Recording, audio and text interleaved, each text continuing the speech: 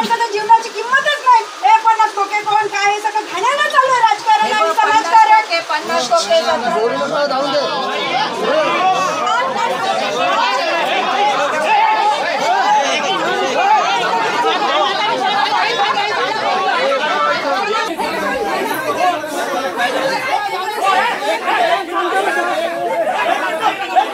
मुरुड तालुक्यातील मिठेखार गावावर मंगळवारी सकाळी अचानक दरड कोसळली। या दुर्घटनेत 75 वर्षीय वृद्धा श्रीमती विठा मोतीराम गायकर यांचा जागीच मृत्यू झाला। ग्रामस्थ शोकाकुल वातावरणात असताना घटनास्थळी पोहोचलेल्या 2 महिला नेत्यांमध्ये राजकीय वाद उफाळून आला। यात थेट हातापाई झाली, ज्यामुळे संतप्त ग्रामस्थांनी त्यांना सहानुभूती नको, लगेच निघून जा असं जाहीरपणे ठणकावून राजकीय प्रतिनिधींना हाकलवून लावलं।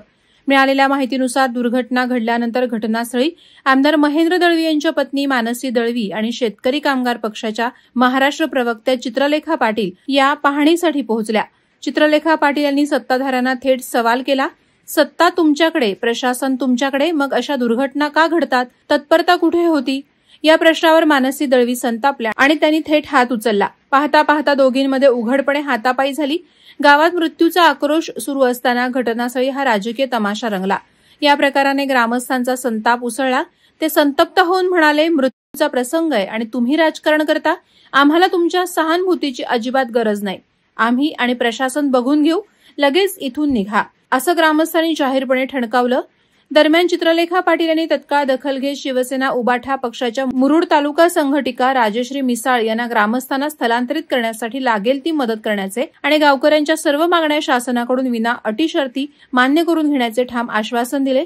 या घटनेनं अलिबाग परिसरात तीव्र प्रतिक्रिया उमटल्यात। ग्रामस्थ दगड खचातून आपले भविष्य वाचवण्याचा प्रयत्न करत असताना राजकीय नेत्यांच्या कृतीमुळे त्यांच्या जखमांवर मीठ चोळलं गेल्याची भावना व्यक्त होतीये।